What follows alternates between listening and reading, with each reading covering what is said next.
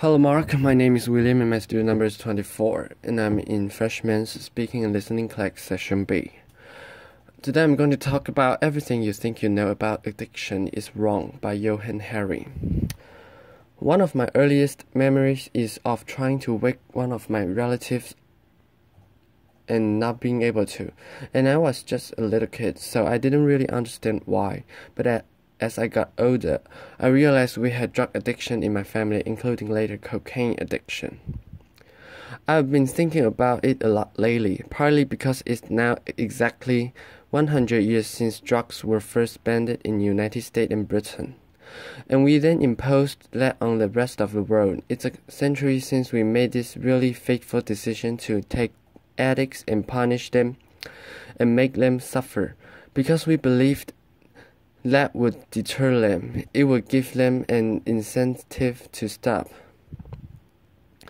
And a few years ago, I was looking at some of the addicts in my life who I loved, and trying to figure out if there was some way to help them. And I realized there were loads of incredibly basic questions I just didn't know the answer to. Like, what really causes addiction? Why do we carry on with this approach that doesn't seem to be working? And is there a better way out there? Is there a better way out there that we could try instead? So I read loads of stuff about it, and I couldn't really find the answers I was looking for. So I thought, okay, I'll go and sit with different people around the world who live this and study this and talk to them and see if I could learn from them. And I didn't realize I would end up going over 30,000 miles at the start. But I ended up going and meeting loads of different people, from a transgender crack dealer in Brownsville, Brooklyn, to a scientist who spent a lot of time feeding hallucinogens to mongooses to see if they like them. It turns out they do, but only in very specific circumstances.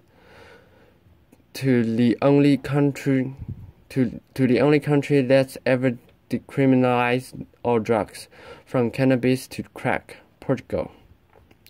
And the thing I realized that really blew my mind is almost everything we think we knew about addiction is wrong.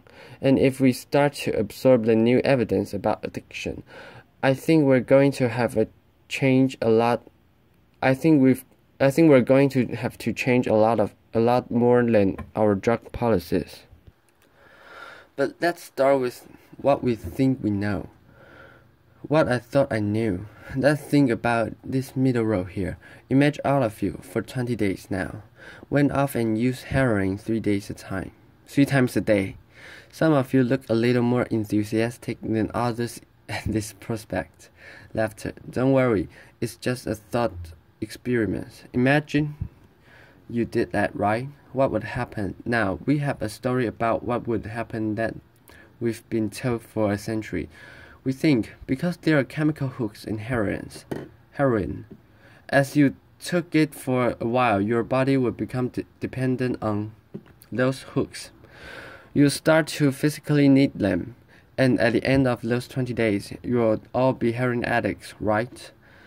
That's what I thought. First thing that alerted me to the fact that something's not right with this story is when it's explained to me. If I step out of this TED Talk today and I get hit by a car and I break my hip, I'll be taken to hospital and I'll be given loads of diamorphine. Diamorphine is heroin. It's actually much better heroin that you're going to buy on the streets, because the stuff you buy from a drug dealer is contaminated. Actually, a very little of it is heroin, whereas the stuff you get from the doctor is medically pure, and you'll be given it for a quite long period of time. There are loads of people in this room. You may not realize it. You've taken quite a lot of heroin. And anyone who is watching this anywhere in the world, this is happening. And if what we believe about addiction is right, those people are exposed to all these chemical hooks. What should happen? They should become addicts. This has been studied really carefully. It doesn't happen. You'll have to notice if your grandmother had a hip replacement. She didn't come out as a junkie, left her. And when I learned this, it seemed so weird to me, so contrary to everything I've been told, everything I thought I knew. I just thought it couldn't be right until I met a man called Bruce Alexander. He's a professor of psychology in Vancouver who carried out an incredible experiment I think really helped us to understand this issue. Professor Alexander explained to me, the idea of addiction we've all got in our heads, that story comes partly from a series of experiments that were done earlier in the 20th century. They're really simple. You can do them tonight at home if you feel a little sadistic. You get a rat and you put it in a cage and you give it 2 water bottles. One is just water and the other is water laced with either heroin or cocaine. If you do that, the rat will almost always prefer the drug water and almost always kill itself quite quickly. So there you go, right? That's how we think it works. In the 70s, Professor Alexander comes along and he looks at this experiment and he noticed something. He said, we're putting a rat in an empty cage. It's got nothing to do except using these drugs. Let's try something different. So Professor Alexander built a cage that he called Rat Park, which is basically heaven for rats. They've got loads of cheese, they've got loads of colored balls, they've got loads of tunnels. Crucially, they've got loads of friends. They can have loads of sex, and they've got both the water bottles, the normal water and the drugged water. But here's the fascinating thing. In Red Park, they don't like the drugged water. They almost never use it. None of them ever use it compulsively. None of them ever overdose. You go from almost 100% overdose when they're isolated to 0% overdose when they have happy and connected lives. Now, when he first saw this, Professor Alexander thought, maybe this is just a thing about rats. They're quite different to us, maybe not as different as we like. But fortunately, there was a human experience into the exact same principle happening at the exact same time. It was called Vietnam War. In Vietnam, 20% of all American troops were using loads of heroin, and if you look at the news reports from the time, they were really worried because they thought, my God, we're going to have hundreds of thousands of junkies on the streets of the United States when the war ends. It made total sense now. Those soldiers who were using loads of heroin were followed home. The Archives of General Psychiatry did a really detailed study. And what happened to them? It turned out they didn't go to rehab. They didn't go into withdrawal. 95% of them just stopped. Now, if you believe the story about chemical hooks, that makes absolutely no sense. But Professor Alexander began to think, there might be a different story about addiction, he said. He said, what if addiction isn't about your chemical hooks? What if addiction is about your cage? What if addiction is an adaptation to your environment? Looking at this, there was another professor called Peter Cohen in the Netherlands who said, maybe we shouldn't even call it addiction. Maybe we should call it bounding. Human beings having a natural and innate need to bound. And when we're happy and healthy, we're bound and connect with each other. But if you can't do that because you're traumatized or isolated or beaten down by life, you are bound with something that will give you some sense of relief. Now, that might be gambling, that might be pornography, that might be cocaine, that might be cannabis. But you are bound and connect with something because that's our nature. That's what we want as human beings. And at first, I found this quite a different thing to get my head around, but one way that helped me to think about it is, I can see, I've got over by my seat a bottle of water, right? I'm looking lots of you, and lots of you have bottles of water with you. Forget the drugs, forget the drug world. Totally legally. All of those bottles of water could be bottles of vodka, right? We could all be getting drunk. I might after this. Laughter. But we're not. Now, because you've been able to afford the approximately gazillion pounds that it costs to get into a TED Talk, I'm guessing you guys could afford to be drinking vodka for the next 6 months. You wouldn't end up homeless. You're not going to do that, and the reason you're not going to do that is not because anyone's stopping you. It's because you've got bounds in connection that you want to be present of. You've got work you love, you've got people you love, you've got healthy relationships, and a core part of addiction, I came to think, and I believe the evidence suggests it's about not being able to bear to present in your life. Now, this has really significant implications. The most obvious implications are for the war on drugs. In Arizona, I went out with a group of women who were made to wear t-shirts saying I was a drug addict and go out on chain gangs and dig graves while members of the public jeer at them. And when those women get out of prison, they're going to have criminal records, and that means they'll never work in the legal economy again. Now, that's a very extreme example, obviously, in the case of the chain gang, but actually almost everywhere in the world we treat addicts to some degree like that. We punish them, we shame them, we give them criminal records, we put barriers between them reconnecting.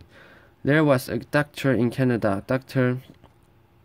Garber Mattei, an amazing man, who said to me, if you wanted to design a system that would make addiction worse, you would design that system. Now, there's a place that decided to do the exact opposite, and I went there to see how it works. In the year 2000, Portugal had one of the worst drug problems in Europe. 1% of the population was addicted to heroin, which is kind of mind-blowing, and every year they tried the American way more and more. They punished people and stigmatized them and shamed them more, and every year the problem got worse. And one day, the Prime Minister and the leader of the opposition got together and basically said, look, we can't go on with a country where we're having ever more people become heroin addicts. Let's set up a panel of scientists and doctors to figure out what would genuinely solve the problem. And they set up a panel led by an amazing man called Dr. Huao Gulao to look at all this new evidence. And they came back and they said, decriminalize all drugs from cannabis and crack, but, and this is the crucial next step, take all the money we used to spend on cutting addicts off, on disconnecting them, and spend it instead of reconnecting them with society. And that's not really what we think of as drug treatment in United States and Britain. So they do residential rehab, they do psychological therapy. That does have some value. But the biggest thing they did was the complete opposite of what we do. A massive program of job creation for addicts and microloans for addicts to set up small businesses. So said you used to be a mechanic. When you're ready, they'll all go to a garage and they'll say, if you employ this guy for a year, we'll pay half his wage. The goal was to make sure that every addict in Portugal has something to get out of bed for in the morning.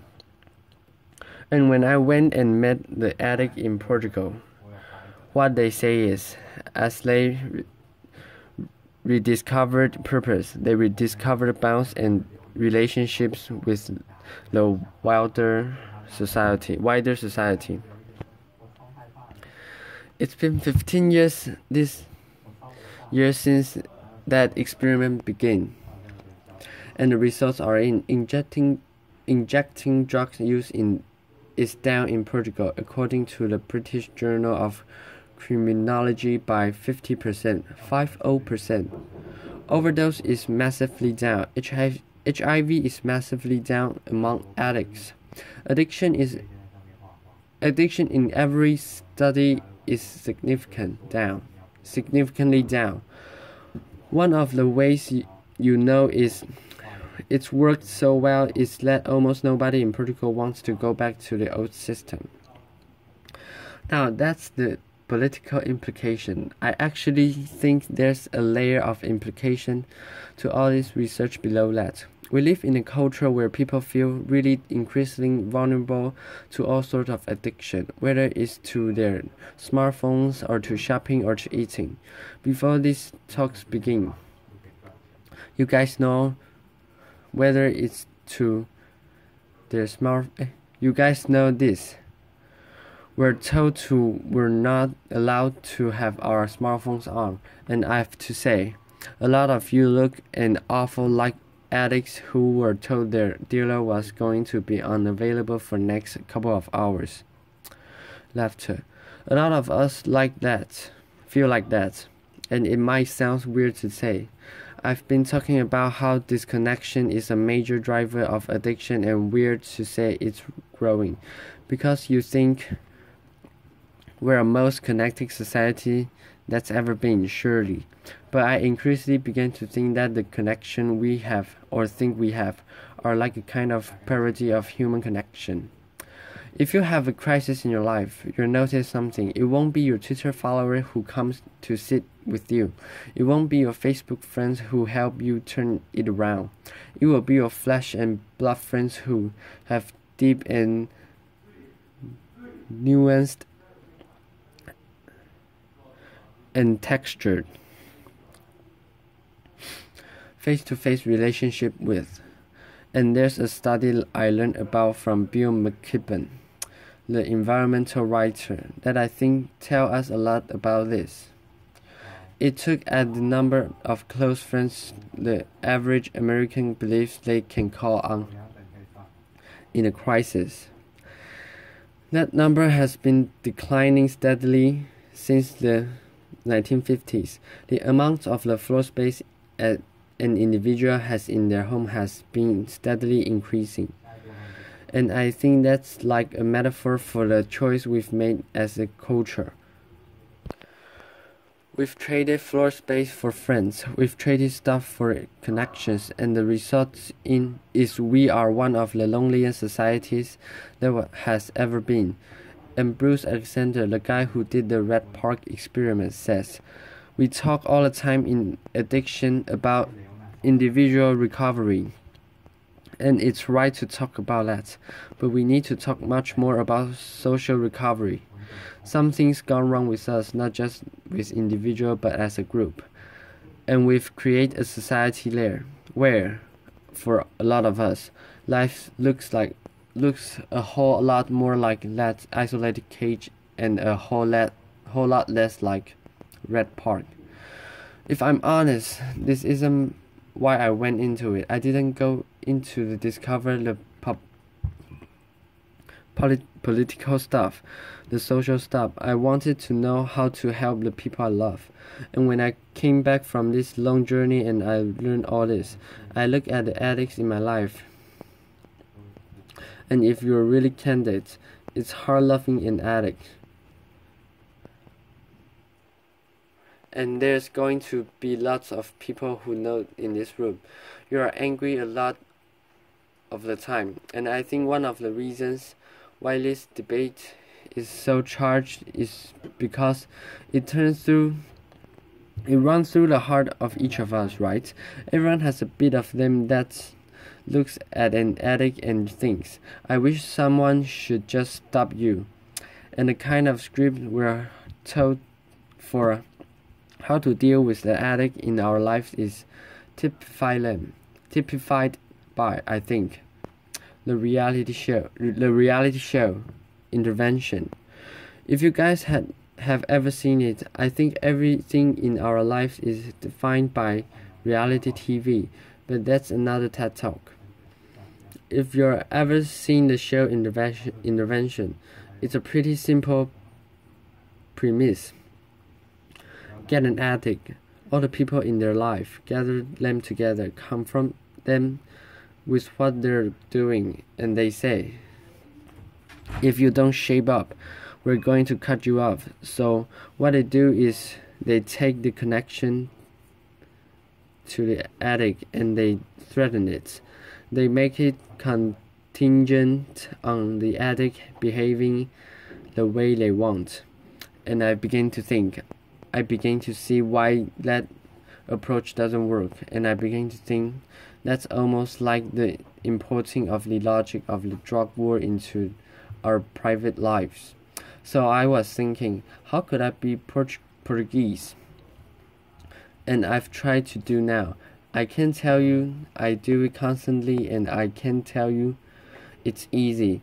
It's to say to the addicts in my life that I want to deepen the connection with them.